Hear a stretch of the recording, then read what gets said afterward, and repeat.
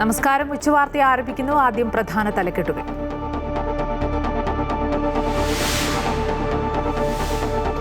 Sabarimala സ്വർണ്ണക്കൊള്ളയിൽ VSC പരിശോധനാ ഫലത്തിൽ വ്യക്തതയില്ല. പാളികളിൽ വീണ്ടും പരിശോധന നടത്താൻ ഹൈക്കോടതി നിർദ്ദേശം. ദ്വാരപാലക പാളി മാറ്റിയോ എന്നതിൽ ആധികാരിക വിവരവും പാളികളിൽ എത്ര സ്വർണമെന്നതിൽ ശാസ്ത്രീയ പരിശോധനയും വേണം. കൊടിമര പുനർനിർമ്മാണത്തിൽ പ്രത്യേകം കേസെടുക്കണമെന്നും ഹൈക്കോടതി. വിശദ പരിശോധനയ്ക്ക് ബാബ ആറ്റോമിക് റിസർച്ച് സെന്ററിൽ സാമ്പിളുകൾ നൽകാനൊരുങ്ങി SIT. കുറ്റപത്രം ഉടനില്ല.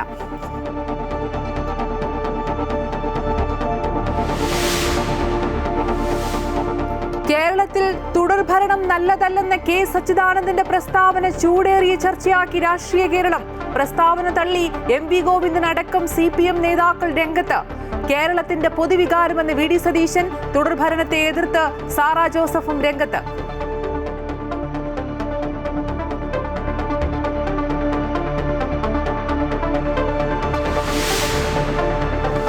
പാർലമെന്റിൽ പ്രതിപക്ഷ ബഹളം. വ്യാപാര കരാർ വിശദീകരിക്കണമെന്ന ആവശ്യം. രാഹുൽ ഗാന്ധിക്ക് സംസാരിക്കാൻ ഇന്നും അനുമതി നൽകിയില്ല. പ്രതിപക്ഷം നടുത്തളത്തിലിറങ്ങി. സ്പീക്കർ ഓം ബിർളയ്ക്കെതിരെ അവിശ്വാസ പ്രമേയത്തിന് പ്രതിപക്ഷ നീക്കം. കേന്ദ്രമന്ത്രി പീയൂഷ് ഗോയലിനെതിരായ അവകാശ ലംഘന നോട്ടീസ് ചർച്ച ചെയ്യണമെന്നാവശ്യപ്പെട്ട് രാജ്യസഭയിലും പ്രതിപക്ഷ ബഹളം.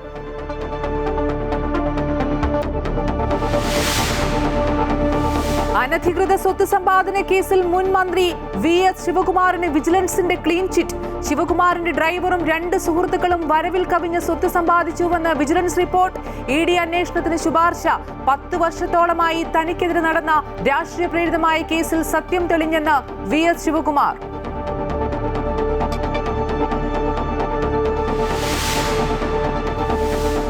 ചെന്നൈയിൽ മലയാളി യുവനടിക്ക് നേരെ ഹോട്ടൽ ജീവനക്കാരന്റെ മോശം പെരുമാറ്റം. സെൽഫി ആവശ്യപ്പെട്ട് ആലിംഗനം ചെയ്യാൻ ശ്രമിച്ചതായി പരാതി.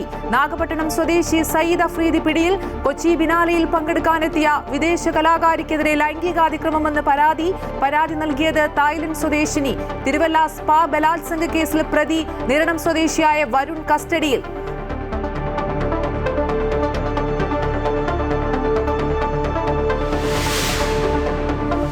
സിനിമാ തൊഴിലാളികളുടെ പുതുക്കിയ സേവന വേതന കരാർ ഒപ്പുവയ്ക്കും. അധിക ബാറ്റ് ഉൾപ്പെടെ ഉറപ്പാക്കാൻ ധാരണ. നിർമ്മാതാവ്, സംവിധായകൻ, പ്രൊഡക്ഷൻ കൺട്രോളർ എന്നിവർക്ക് പുറമെ എല്ലാ നടീനടന്മാരും എല്ലാവരും കരാറിന്റെ ഭാഗമാകണമെന്ന ആവശ്യം. ബിജു മേനോൻ പ്രമോഷന് സഹകരിക്കുന്നില്ലെന്ന് ഫെഫ്ക. സ്വർണ്ണപ്പാളികൾ വീണ്ടും പരിശോധിക്കാൻ ഹൈക്കോടതി നിർദ്ദേശം. എത്ര സ്വർണം നഷ്ടപ്പെട്ടുവെന്ന കൃത്യമായ വിവരത്തിനു വേണ്ടിയാണ് പരിശോധന. SITയുടെ ആവശ്യപ്രകാരമാണ് കോടതിയുടെ തീരുമാനം. SIT ഹൈക്കോടതിയിൽ ഇടക്കാല റിപ്പോർട്ട് സമർപ്പിച്ചു.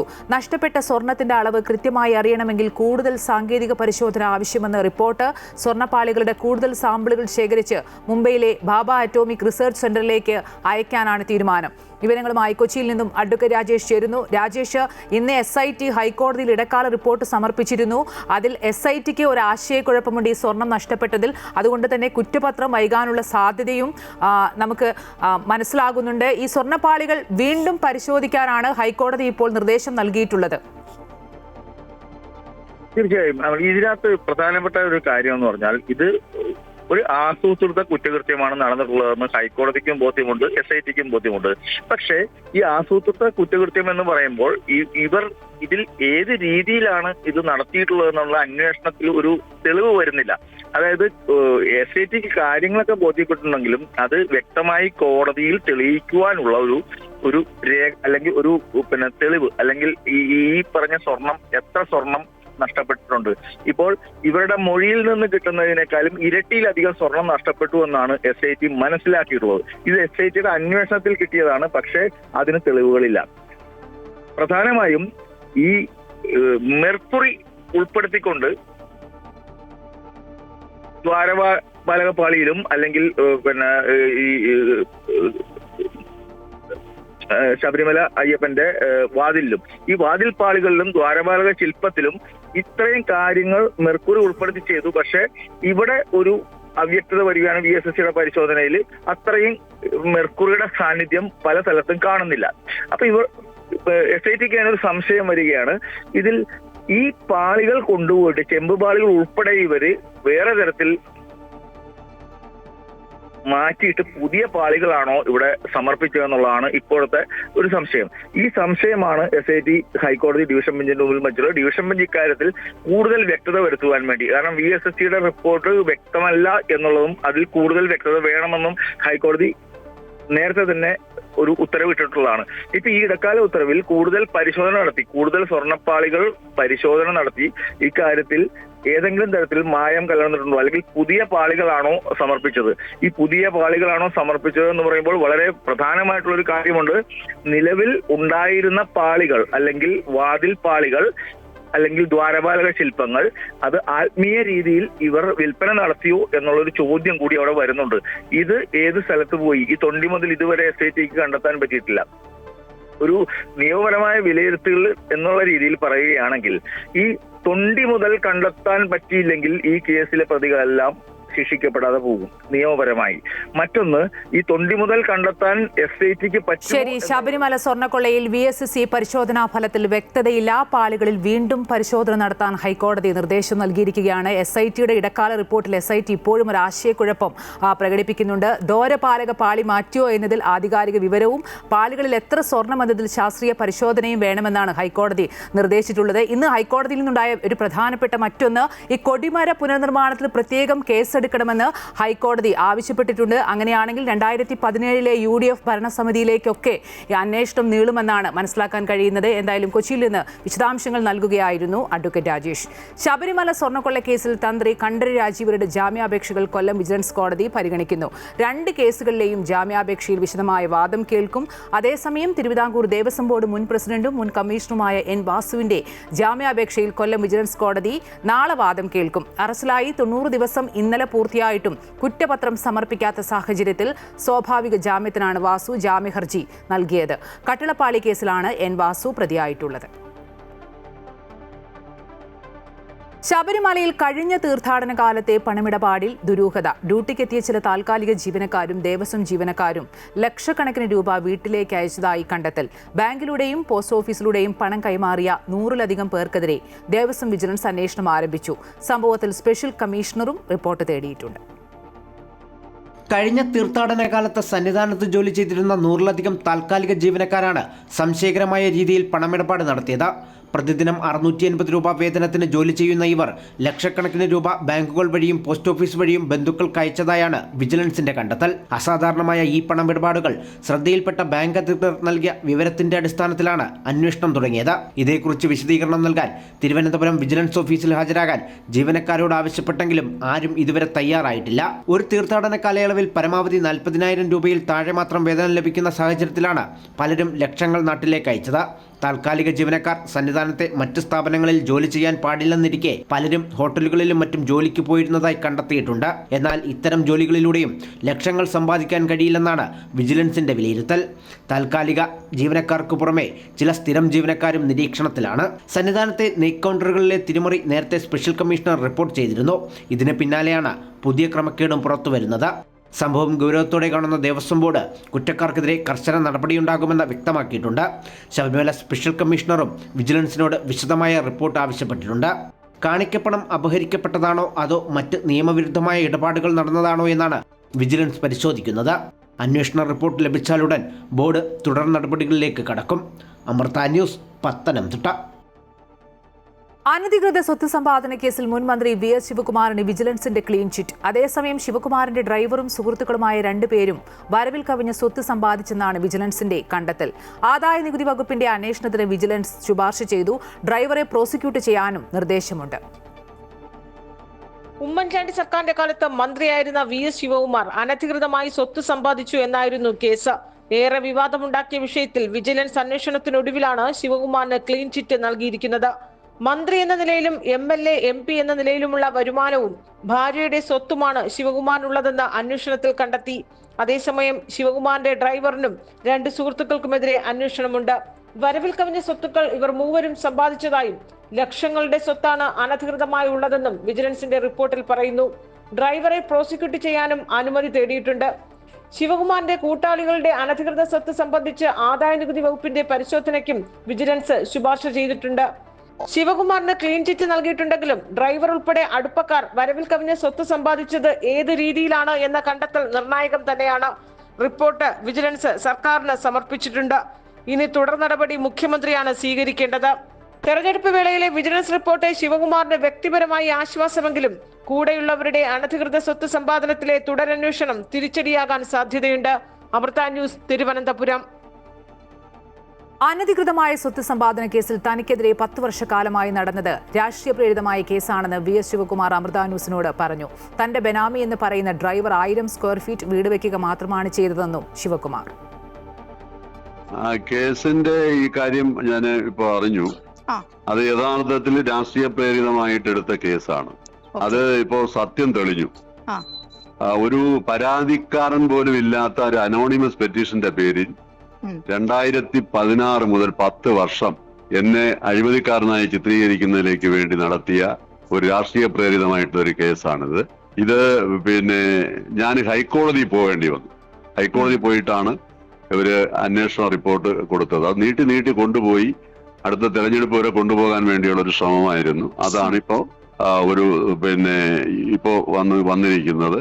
ഞാൻ അനധികൃത സ്വത്ത് സമ്പാദിച്ചു, ബിനാമി ഏർപ്പാടുണ്ട്, തിരുവനന്തപുരം നഗരത്തിൽ ഒരു ആശുപത്രി വാങ്ങി. ഇന്ത്യ US വ്യാപാര കരാറിൽ പാർലമെന്റിൽ പ്രതിപക്ഷ ബഹളം. വ്യാപാര കരാർ വിശദീകരിക്കണമെന്നായിരുന്നു ലോക്സഭയിൽ പ്രതിപക്ഷത്തിന്റെ ആവശ്യം. രാഹുൽ ഗാന്ധിക്ക് സംസാരിക്കാൻ അനുമതി വേണമെന്ന് KC വേണുഗോപാൽ MP ആവശ്യപ്പെട്ടു. എന്നാൽ പ്രത്യേകം സംസാരിക്കാൻ അനുമതി നൽകില്ലെന്ന് സ്പീക്കർ അറിയിച്ചു. പ്രതിപക്ഷം നടുത്തളത്തിലിറങ്ങി ബഹളം വെച്ചു.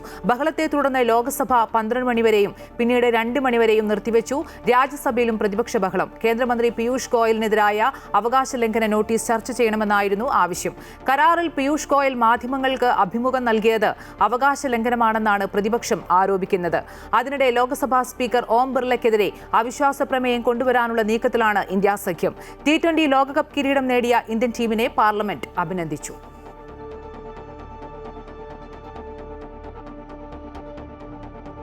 സിനിമാ തൊഴിലാളികളുടെ പുതുക്കിയ സേവന വേതന കരാർ നിലവിൽ വന്നു. തൊഴിലാളി സംഘടനയായ FFKയും പ്രൊഡ്യൂസേഴ്സ് അസോസിയേഷനും ചേർന്നാണ് പുതിയ കരാറിൽ ഒപ്പുവെച്ചത്. പുതിയ ധാരണ പ്രകാരം കരാർ തൊഴിലാളികളുടെ ജോലി സമയം 16 നിന്ന് 12 മണിക്കൂറായി കുറയും. അതേസമയം വേതന കാര്യത്തിൽ 1 വർഷത്തിനുള്ളിൽ ആയിരിക്കും അന്തിമ തീരുമാനമുണ്ടാവുക. തൊഴിൽ സമയം കുറയ്ക്കുന്നതിനനുസരിച്ച് വേതനം കുറയ്ക്കരുതെന്ന് തൊഴിലാളികൾ ആവശ്യപ്പെട്ടിട്ടുണ്ട്. നിർമ്മാതാവ്, സംവിധായകൻ, പ്രൊഡക്ഷൻ കൺട്രോളർ എന്നിവർക്ക് പുറമെ നടീനടന്മാരും കരാറിന്റെ ഭാഗമാകണമെന്ന് FFK general secretary B. Unnikrishnan പറഞ്ഞു. ഇത്തരം വ്യവസ്ഥകളൊന്നും ബാധകമല്ല. അവരുടെ സൗകര്യത്തിനനുസരിച്ചാണ് പലപ്പോഴും വരുന്നത്. അപ്പോൾ അങ്ങനെ വരുമ്പോൾ ഒരു 5 മണിക്കൂറോളം ആരും ഒരു ജോലിയും തുടങ്ങാതെ ആ ലൊക്കേഷനിലുണ്ടാവും. പക്ഷേ ഈ 5 മണിക്കൂറും തൊഴിലാളികൾ അധ്വാനിച്ചുകൊണ്ടാണ് ഇരിക്കുന്നത്. കാരണം ലൈറ്റപ്പ് അടക്കും. അപ്പോൾ ഈ വരുന്നത് ഷോട്ട് എടുക്കുന്നത് വരെ DOPയും സംവിധായകനും മാറ്റങ്ങൾ പറയും, ഇതെല്ലാം ചെയ്തുകൊണ്ടിരിക്കും. ഈ വേതന വർധന ഇല്ല എന്ന് പറയുമ്പോൾ നമ്മളെ സംബന്ധിച്ച് 4 മണിക്കൂറോളം ഇതിൽ നിന്ന് കുറയുന്നുണ്ട്. നിലവിലുള്ള കോൾ ഷീറ്റ് വ്യവസ്ഥയിൽ നിന്ന് 4 മണിക്കൂറോളം കുറയുന്നുണ്ട്.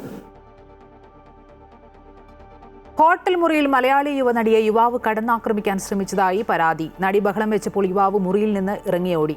സംഭവത്തിൽ നാഗപട്ടണം സ്വദേശിയായ സയ്യിദ് അഫ്രീദിയെ പോലീസ് കസ്റ്റഡിയിലെടുത്തു. T നഗറിലെ ഹോട്ടലിൽ പാർട്ട് ടൈമായി ജോലി ചെയ്യുകയാണ് ഇയാൾ.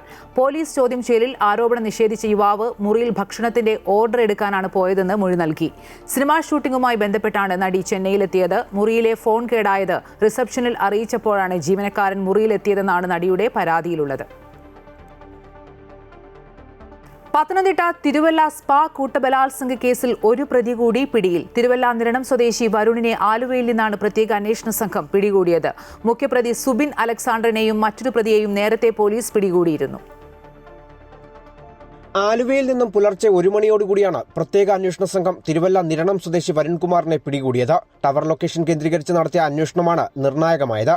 സ്പായിലെ കൂട്ടബലാത്സംഗ കേസിൽ ഇതുവരെ 3 പ്രതികളാണ് അറസ്റ്റിലായിട്ടുള്ളത്. മുഖ്യപ്രതി സുബിൻ അലക്സാണ്ടറും മറ്റൊരു പ്രതി ബെർലിൻദാസും നിലവിൽ റിമാൻഡിലാണ്. ഒളിവിൽ പോയ മറ്റു 3 പ്രതികൾക്കായി പോലീസ് തിരച്ചിൽ ഊർജിതമാക്കി. ഇവർ സംസ്ഥാനം വിട്ടതായും പോലീസിന് വിവരമുണ്ട്. ഫെബ്രുവരി 1-ാം തീയതി തിരുവല്ലയിലെ സ്പായിൽ നടന്ന കൂട്ടബലാത്സംഗത്തെക്കുറിച്ച് സ്പെഷ്യൽ ബ്രാഞ്ചിന് ലഭിച്ച രഹസ്യവിവരത്തിന്റെ അടിസ്ഥാനത്തിലാണ് കേസ് രജിസ്റ്റർ ചെയ്യുന്നത്. സ്പായിലെ അതിക്രൂര പീഡനത്തിന് സഹപ്രവർത്തകയും ഒത്താശ ചെയ്തെന്ന് അതിജീവിത വെളിപ്പെടുത്തിയിരുന്നു. ഇതുപ്രകാരം സ്പായിലെ ഈ ജീവനക്കാരിയുടെയും അവരുടെ ആൺസുഹൃത്തിന്റെയും മൊഴിയെടുക്കും. കൊട്ടേഷനും ഗുണ്ടാപിരിവ് നൽകാത്തതിലെ വിരോധവുമാണ് മരണസുബിനും സംഘവും കാണിച്ച അതിക്രമത്തിന് പിന്നിലെന്നും അതിജീവിത ആരോപിച്ചിരുന്നു. അന്വേഷണം മുന്നോട്ടു പോകുന്നതോടെ കേസിൽ കൂടുതൽ പേർ പ്രതികളാകാനും സാധ്യതയുണ്ട്. അമൃത ന്യൂസ്, പത്തനംതിട്ട. കൊച്ചി ബിനാലെ കലാകാരിയായ വിദേശ വനിതയ്ക്കെതിരെ ലൈംഗികാതിക്രമം. തായ്ലൻഡ് സ്വദേശിനിയായ യുവതിയുടെ പരാതിയിൽ പോലീസ് കേസെടുത്തു. നവി മുംബൈ സ്വദേശിയായ സുമിത് എന്നയാൾക്കെതിരെയാണ് കേസ്. 3 ദിവസം മുൻപായിരുന്നു കേസിന് ആസ്പദമായ സംഭവം. യുവതിയുമായി അടുപ്പം സ്ഥാപിച്ച യുവാവ് പിന്നീട് മോശമായി പെരുമാറുകയായിരുന്നു എന്നാണ് പരാതി. കൊച്ചി സിറ്റി പോലീസ് കമ്മീഷണർക്ക് ഇമെയിൽ വഴിയാണ് യുവതി പരാതി നൽകിയത്. Fort Kochi police case register ചെയ്ത് അന്വേഷണം ആരംഭിച്ചിട്ടുണ്ട്. പ്രതിയായ സുമിത് ഒളിവിലാണെന്നാണ് വിവരം. ഇയാൾക്ക് ബിനാലെയുമായി നേരിൽ ബന്ധമുണ്ടോ എന്നതടക്കമുള്ള കാര്യങ്ങളും പോലീസ് പരിശോധിക്കുന്നുണ്ട്. കോഴിക്കോട് ഗോവിന്ദപുരം സ്വദേശി ദീപക് ആത്മഹത്യ ചെയ്ത സംഭവത്തിൽ പ്രതി ഷിംജിതയുടെ ജാമ്യാപേക്ഷ പരിഗണിക്കുന്നത് വീണ്ടും മാറ്റി. ഷിംജിതയുടെ ജാമ്യാപേക്ഷ നാളെ പരിഗണിക്കും. കോഴിക്കോട് ജില്ലാ സെഷൻസ് കോടതിയാണ് ജാമ്യാപേക്ഷ പരിഗണിക്കുന്നത്. തുടർച്ചയായി ജാമ്യാപേക്ഷ പരിഗണിക്കുന്നത് മാറ്റിവെക്കുന്നതിനാൽ ഷിംജിത ജയിലിൽ തുടരുകയാണ്. ദീപകിന്റെ മരണത്തിൽ കുടുംബം നൽകിയ പരാതിയിലാണ് ഷിംജിതയെ ആത്മഹത്യാ പ്രേരണക്കുറ്റം ചുമത്തി അറസ്റ്റ് ചെയ്തത്. സംഭവവുമായി ബന്ധപ്പെട്ട ബസ്സിലെ CCTV ദൃശ്യങ്ങൾ പോലീസ് പരിശോധിച്ചെങ്കിലും നിർണായകമായതൊന്നും കണ്ടെത്താൻ കഴിഞ്ഞിരുന്നില്ല. യാത്രക്കിടെ ഉപദ്രവിച്ചെന്ന് ആരും പരാതി പറഞ്ഞില്ലെന്ന് ജീവനക്കാരും പ്രതികരിച്ചിരുന്നു. അതേസമയം 5 മണിക്കൂർ കസ്റ്റഡിയിൽ കിട്ടിയ പ്രതിയെ പോലീസ് വിശദമായി ചോദ്യം ചെയ്തു. ലൈംഗികാരോപണത്തിൽ താൻ ഉറച്ചു നിൽക്കുന്നുവെന്നും വെറുതെ ഒന്നും പറയില്ലല്ലോ എന്നും ഷിംജിത മാധ്യമങ്ങളോട് പ്രതികരിച്ചിരുന്നു. കേരളത്തിൽ തുടർഭരണം നല്ലതല്ലെന്നും തുടർച്ചയായി അധികാരത്തിലിരുന്നാൽ അഴിമതിക്കും അടിച്ചമർത്തലിനും വഴിവെക്കുമെന്നുമുള്ള കെ സച്ചിദാനന്ദന്റെ പ്രസ്താവന ചൂടേറിയ ചർച്ചയാക്കി രാഷ്ട്രീയ കേരളം. പ്രസ്താവന തള്ളി MV ഗോവിന്ദൻ അടക്കം CPM നേതാക്കൾ രംഗത്ത് വന്നപ്പോൾ സച്ചിദാനന്ദനെ പിന്തുണയ്ക്കുകയാണ് പ്രതിപക്ഷ നേതാവ് VD സതീശൻ. അതിനിടെ സച്ചിദാനന്ദന് പിന്നാലെ സാറാ ജോസഫും തുടർഭരണത്തെ എതിർത്ത് രംഗത്തെത്തി. നിയമസഭാ തെരഞ്ഞെടുപ്പ് ഗോതയിലേക്ക് സംസ്ഥാന രാഷ്ട്രീയം കേന്ദ്രീകരിക്കുന്ന വേളയിലാണ് ചൂടേറിയ ചർച്ചയ്ക്ക് കെ സച്ചിദാനന്ദൻ തുടക്കമിട്ടിരിക്കുന്നത്. കേരളത്തിന്റെ സാമൂഹ്യ അന്തരീക്ഷത്തിന് തുടർഭരണം ഭൂഷണമല്ലെന്നും മാറി മാറി വരുന്ന സർക്കാരുകളാണ് മുന്നോട്ട് നയിക്കേണ്ടതെന്നും സച്ചിദാനന്ദൻ ചൂണ്ടിക്കാട്ടുന്നു. തുടർച്ചയായി ഭരണത്തിലിരുന്നാൽ അഴിമതിക്കും അധികാര കേന്ദ്രീകരണത്തിനും വഴിവെക്കുമെന്നാണ് സച്ചിദാനന്ദന്റെ വിലയിരുത്തൽ. അത് ഏത് പാർട്ടിയായാലും തുടർച്ചയായിട്ടുള്ള ഭരണത്തിന്റെ ഏറ്റവും വലിയ കുഴപ്പം അത് കൂടുതൽ അഴിമതിയിലേക്ക് നയിക്കാം, അധികാര കേന്ദ്രീകരണത്തിലേക്ക് നയിച്ചേക്കാം, ഞങ്ങൾ അജയ്യരാണെന്നുള്ള തോന്നലിലേക്ക് നയിച്ചേക്കാം. അത് പാർട്ടികൾക്കുണ്ടാകേണ്ട വിനയം, ജനങ്ങൾക്ക് മുമ്പിലുള്ള വിനയത്തെക്കുറിച്ചാണ് ഞാൻ പറയുന്നത്. അത് ഇല്ലാതാക്കുന്നതിന് കാരണമാകാനുള്ള ഇടയുണ്ട്. 3ാം തുടർഭരണം എന്ന ലക്ഷ്യത്തിലൂന്നി ഇടതുമുന്നണി പ്രചാരണം ശക്തമാക്കുന്ന വേളയിൽ തുടർഭരണം അപകടമെന്ന മുന്നറിയിപ്പ് നൽകി ഇടതു സഹയാത്രികൻ തന്നെ രംഗത്ത് വരുന്നത് CPM-ന് കനത്ത തിരിച്ചടിയാണ്. ബംഗാളിൽ CPM-ന് സംഭവിച്ചതുൾപ്പെടെ സച്ചിദാനന്ദൻ ചൂണ്ടിക്കാട്ടുമ്പോൾ അത് പാടെ തള്ളി ഇടതു നേതാക്കൾ രംഗത്ത് വരുന്നു. അദ്ദേഹത്തിൻ്റെ ഒരു അഭിപ്രായം അദ്ദേഹം പറഞ്ഞു. കാരണം തുടർച്ചയായിട്ട് ഇങ്ങനെ ഗവൺമെൻറ് വന്നു കഴിഞ്ഞാൽ നമ്മുടെ കേഡർമാർ ഉൾപ്പെടെയുള്ളവരെല്ലാം വേണ്ടത്ര ജാഗ്രത കുറവോടുകൂടിയാണ് പ്രവർത്തിക്കുക. അപ്പോൾ ജാഗ്രത കുറവ് വരുമെന്നൊക്കെയാണ് അദ്ദേഹം സൂചിപ്പിച്ചത്. അത് അദ്ദേഹത്തിൻ്റെ ആശയമാണത്. ഈ ആശയമുള്ള ചില ആളുകളൊക്കെ ഉണ്ടാവും. അതിൻ്റെ അർത്ഥം ഈ ഗവൺമെൻറ് വേണ്ടെന്നല്ലോ, തുടരണ്ടെന്നുമല്ല. അതേസമയം സച്ചിദാനന്ദന്റെ പ്രസ്താവനയെ പ്രതിപക്ഷം ഏറ്റെടുത്തിട്ടുണ്ട്. സാഹിത്യ അക്കാദമി അധ്യക്ഷന്റെ വിലയിരുത്തലുകളെ പ്രതിപക്ഷ നേതാവ് VD സതീശൻ പിന്തുണച്ചു. സച്ചിദാനന്ദന് പിന്നാലെ മറ്റ് സാംസ്കാരിക പ്രവർത്തകരും തുടർഭരണത്തെ എതിർത്ത് രംഗത്ത് വന്നു. തുടർഭരണം ഏകാധിപത്യ പ്രവണത സൃഷ്ടിക്കുമെന്ന് സാറാ ജോസഫ് വിലയിരുത്തുന്നു. തുടർഭരണം മാറണം, അത് നല്ലതാണ്. കാരണം തുടർച്ചയായിട്ട് ഒരേ താളത്തിൽ പോയിക്കൊണ്ടിരിക്കുമ്പോൾ അത് ജനങ്ങൾക്ക് അതൃപ്തികരമാവുമ്പോൾ അതിനൊരു മാറ്റം വരേണ്ടത് അനിവാര്യമായിട്ടുള്ള ഒരു കാര്യമാണ്. കേരളത്തിൽ 3 മുന്നണികൾക്കും അതീവ നിർണായകമായ ഈ നിയമസഭാ തെരഞ്ഞെടുപ്പിന്റെ വിജ്ഞാപനം പടിവാതിൽക്കൽ എത്തി നിൽക്കുമ്പോഴാണ് സാമൂഹ്യ സാംസ്കാരിക രാഷ്ട്രീയ കേരളം ഉറ്റുനോക്കുന്ന ചർച്ചാ വിഷയമായി സച്ചിദാനന്ദന്റെ പ്രസ്താവന മാറുന്നത്. അമൃത ന്യൂസ്, തിരുവനന്തപുരം. UDF-ൽ ഉഭയകക്ഷി ചർച്ചകൾ ഇതുവരെ നടന്നിട്ടില്ലെന്ന് Kerala Congress chairman PJ Joseph. Seat ചർച്ചകളിൽ വിട്ടുവീഴ്ചയുണ്ടാകാം. ഇടുക്കി സീറ്റ് ഇതുവരെ കോൺഗ്രസ് ആവശ്യപ്പെട്ടിട്ടില്ല. 10 സീറ്റുകളും കേരള കോൺഗ്രസിന് അവകാശപ്പെട്ടതാണ്. ഇത്തവണ ജയമാണ് മുഖ്യം. യഥാർത്ഥ കേരള കോൺഗ്രസ് ഒന്ന് മാത്രമേ ഉള്ളൂവെന്നും PJ ജോസഫ് തൊടുപുഴയിൽ പറഞ്ഞു. കോലീബി ജമായത്ത് ഇസ്ലാമി സംഘത്തിന്റെ കോർഡിനേറ്ററാണ് പ്രതിപക്ഷ നേതാവ് VD സതീശനെന്ന് CPM സംസ്ഥാന സെക്രട്ടറി MV ഗോവിന്ദൻ. VD സതീശന്റെ നിലപാടിനൊപ്പമാണോ കോൺഗ്രസിലെ മറ്റ് നേതാക്കളും ഹൈക്കമാൻഡുമെന്ന് വ്യക്തമാക്കണം. MP ആന്റോ ആന്റണിക്കെതിരെ ഉയർന്ന ആരോപണത്തിൽ പണം വാങ്ങിയതെങ്ങനെ, തിരിച്ചു കൊടുത്തതെങ്ങനെയെന്നെല്ലാം വ്യക്തമാക്കണം. കോൺഗ്രസും ഈ വിഷയത്തിൽ നിലപാട് വ്യക്തമാക്കണമെന്ന് MV ഗോവിന്ദൻ ആവശ്യപ്പെട്ടു. CPM നേതാവ് KP ഉദയഭാനുവിനെതിരെ നിയമ നടപടി സ്വീകരിക്കുമെന്ന് ആന്റോ ആന്റണി MP. തന്ത്രിയുടെ പണം NM രാജുവിന്റെ ധനകാര്യ സ്ഥാപനത്തിലുണ്ടെന്നും സ്ഥാപനം പൊളിഞ്ഞപ്പോൾ താൻ പിൻവലിച്ചു എന്നും ഉദയഭാനു പറഞ്ഞത് പച്ചക്കള്ളം. KP ഉദയഭാനുവോ NM രാജുവോ താൻ 2 കോടി വാങ്ങിയതിന്റെ രേഖ പുറത്തുവിടണം. ഒരുപാട് സത്യങ്ങൾ പുറത്തുവരാനുണ്ടെന്നും മന്ത്രി വീണ ജോർജ് കാത്തിരിക്കണമെന്നും ആന്റോ ആന്റണി പറയുന്നു. CPM ജില്ലാ സെക്രട്ടറി ശ്രീ ഉദയഭാനു എനിക്കെതിരെ ഉന്നയിച്ച ആരോപണങ്ങൾ 100% വ്യാജവും വസ്തുതാവിരുദ്ധവുമാണ്. യാതൊരു സത്യസന്ധതയില്ലാതെ ഈ വ്യാജ ആരോപണം ഉന്നയിച്ച ഉദയഭാനുവിനെതിരെ നിയമപരമായ നടപടികളുമായി ഞാൻ മുന്നോട്ട് പോവുകയാണ്. രാജ്യത്തെ 400 എയർ സ്ട്രിപ്പുകളിൽ സുരക്ഷാ പരിശോധന ആരംഭിച്ച് വ്യോമയാന മന്ത്രാലയം. അടിസ്ഥാന സൗകര്യങ്ങളുടെ പോരായ്മകൾ, അടിയന്തര തയ്യാറെടുപ്പ്, ആശയവിനിമയ സംവിധാനങ്ങൾ, തദ്ദേശ സ്വയംഭരണ സ്ഥാപനങ്ങളുമായുള്ള ഏകോപനം തുടങ്ങിയവ വിലയിരുത്താനാണ് നടപടി. ജനുവരി 28-ന് ബാരാമതി വിമാനാപകടത്തിന് പിന്നാലെയാണ് ഏകീകൃത പ്രവർത്തന മാനദണ്ഡങ്ങൾ സൃഷ്ടിക്കുന്നതിനായി എയർ സ്ട്രിപ്പുകളിൽ പരിശോധന നടത്തുന്നത്. ഫ്ലൈറ്റ് സേഫ്റ്റി ഓപ്പറേഷൻ ഡയറക്ടറേറ്റ് ജീവനക്കാരും പരിശോധനയിൽ പങ്കെടുക്കുന്നുണ്ട്. DGCയെ നേരിട്ട് നിയന്ത്രിക്കാത്ത ATC സേവനങ്ങളില്ലാത്ത വിമാനത്താവളങ്ങളിലാണ് പരിശോധന. ചാർട്ടർ വിമാനങ്ങൾ, രാഷ്ട്രീയ പാർട്ടികൾ, ഫ്ലൈയിംഗ് സ്കൂളുകൾ എന്നിവരാണ് ഈ എയർ സ്ട്രിപ്പുകൾ പതിവായി ഉപയോഗിക്കുന്നത്. മണിപ്പൂരിലെ ഉഖ്രുൽ ജില്ലയിൽ സംഘർഷം രൂക്ഷമാകുന്നു. ലിറ്റാൻ പ്രദേശത്ത് കർഫ്യൂ ഏർപ്പെടുത്തി. ഞായറാഴ്ച വൈകുന്നേരം ലിറ്റാൻ ഗ്രാമത്തിൽ 2 ഗോത്രവിഭാഗങ്ങൾ തമ്മിൽ സംഘർഷമുണ്ടായി. തങ്കുൽ നാഗ, കുക്കി സമുദായങ്ങൾ തമ്മിലാണ് ഏറ്റുമുട്ടലുണ്ടായത്. തങ്കുൽ നാഗ സമുദായത്തിൽപ്പെട്ട ആളുകളുടെ 20ഓളം വീടുകൾ കുക്കി ആക്രമികൾ തീയിട്ട് നശിപ്പിച്ചു. ഗ്രാമത്തിലും പരിസരത്തും വെടിവെപ്പ് നടന്നു. സ്ഥിതിഗതികൾ നിയന്ത്രിക്കാൻ സുരക്ഷാ സേനയെ വിന്യസിച്ചു. കൊല്ലം പുത്തൂരിൽ 16-കാരിയെ പീഡിപ്പിക്കാൻ ശ്രമിച്ച കേസിൽ ജോത്സൻ മുരാരി തന്ത്രി അറസ്റ്റിൽ. പുത്തൂർ വേണ്ടാർ സ്വദേശി രാജൻ ബാബുവാണ് അറസ്റ്റിലായത്. കഴിഞ്ഞ ദിവസമായിരുന്നു 16-കാരിയെ ബാധയൊഴിപ്പിക്കാനെന്ന വ്യാജേന വീടിനുള്ളിൽ വെച്ച് കടന്നാക്രമിക്കാൻ ശ്രമിച്ചത്. Puthur police POCSO case register ചെയ്തതോടെ ഒളിവിൽ പോയ രാജൻ ബാബുവിനെ ഭരണിക്കാവിൽ നിന്ന് പിടികൂടുകയായിരുന്നു. സംഭവത്തിൽ BJP പ്രതിഷേധ പ്രകടനം നടത്തിയിരുന്നു.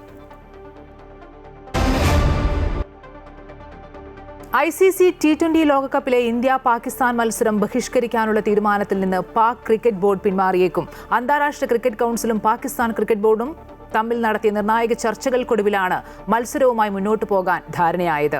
മത്സരം ബഹിഷ്കരിച്ചാൽ പാകിസ്ഥാൻ നഷ്ടപരിഹാരം നൽകണമെന്ന ആവശ്യവുമായി ശ്രീലങ്കൻ ക്രിക്കറ്റ് ബോർഡ് രംഗത്തെത്തിയിട്ടുണ്ട്. പ്രതിസന്ധി പരിഹരിക്കാൻ പാകിസ്ഥാൻ ക്രിക്കറ്റ് ബോർഡ് ചെയർമാൻ ഞായറാഴ്ച അന്താരാഷ്ട്ര cricket council deputy chairman Imran ഖവാജയുമായി കൂടിക്കാഴ്ച നടത്തിയിരുന്നു. PCB 3 ആവശ്യങ്ങൾ മുന്നോട്ട് വെച്ചതായാണ് സൂചന. ബംഗ്ലാദേശിനുള്ള നഷ്ടപരിഹാരം വർദ്ധിപ്പിക്കുക, T20 ലോകകപ്പിൽ നിന്ന് പുറത്തായെങ്കിലും ബംഗ്ലാദേശിന് പങ്കാളിത്ത ഫീസ് നൽകുക, ഭാവിയിൽ ICC പരിപാടിക്ക് ആതിഥേയത്വം വഹിക്കാനുള്ള അവകാശം എന്നിങ്ങനെയുള്ള ആവശ്യങ്ങളാണ് കൂടിക്കാഴ്ചയിൽ മുന്നോട്ട് വെച്ചത്. ഫെബ്രുവരി 15-ന് നടക്കാനിരിക്കുന്ന ഇന്ത്യക്കെതിരായ മത്സരം കളിക്കാൻ ചില PCB ഉദ്യോഗസ്ഥർ തയ്യാറാണെങ്കിലും ബോർഡ് ചെയർമാൻ മൊഹസിൻ നഖ്വി ഇക്കാര്യത്തിൽ സഹകരിക്കുന്നില്ലെന്നാണ് വിവരം. അന്തിമ തീരുമാനത്തിലെത്തുന്നതിന് മുമ്പ് വീണ്ടും കൂടിയാലോചിക്കാൻ നഖ്വി പാകിസ്ഥാൻ പ്രധാനമന്ത്രി ഷെഹബാസ് ഷെരീഫുമായി കൂടിക്കാഴ്ച നടത്തും. ഇന്ത്യയിൽ കളിക്കാൻ വിസമ്മതിച്ച ബംഗ്ലാദേശിനെ ലോകകപ്പിൽ നിന്ന് മാറ്റി പകരം സ്കോട്ട്ലൻഡിനെ ഉൾപ്പെടുത്തിയ ICCയുടെ നടപടിയിൽ പ്രതിഷേധിച്ചാണ് ടൂർണമെന്റിലെ മറ്റു മത്സരങ്ങളിൽ പങ്കെടുത്താലും ഇന്ത്യക്കെതിരായ മത്സരം ബഹിഷ്കരിക്കാൻ പാകിസ്ഥാൻ ആലോചിച്ചത്. സുരക്ഷാ ആശങ്കകൾ ഉന്നയിക്കുന്ന മറ്റു രാജ്യങ്ങളുടെ അവകാശങ്ങൾ ICC അവഗണിക്കുന്നുവെന്നും ഇന്ത്യക്ക് മാത്രം പ്രത്യേക പരിഗണന നൽകുന്നുവെന്നുമാണ് പാക് ആരോപണം. 2027 വരെയുള്ള ഇന്ത്യ-പാക് മത്സരങ്ങൾ നിഷ്പക്ഷ വേദിയിൽ നടത്തണമെന്ന PCB BCCI ICC കരാർ പ്രകാരം കൊളംബോയിലാണ് ഇന്ത്യ-പാക് മത്സരം നിശ്ചയിച്ചിട്ടുള്ളത്. ഇന്ത്യക്കെതിരായ മത്സരത്തിന് പാകിസ്ഥാൻ തയ്യാറായില്ലെങ്കിൽ ശ്രീലങ്കൻ ക്രിക്കറ്റ് ബോർഡിന് വൻ സാമ്പത്തിക നഷ്ടമുണ്ടാകുമെന്നും PCB നഷ്ടപരിഹാരം നൽകണമെന്നും ശ്രീലങ്കൻ ബോർഡ് ഔദ്യോഗികമായി കത്തെഴുതിയിട്ടുണ്ട്. പാകിസ്ഥാൻ കടുത്ത അച്ചടക്ക നടപടികളും വിലക്കും നേരിടേണ്ടി വരുമെന്ന മുന്നറിയിപ്പ് ICC നൽകിയിട്ടുണ്ട്. News desk Amrita TV. ഇതോടെ ഉച്ചവാർത്ത പൂർണ്ണമാകുന്നു. കൂടുതൽ വാർത്തകൾ അമൃത ന്യൂസ് യൂട്യൂബിൽ കാണാം. നമസ്കാരം.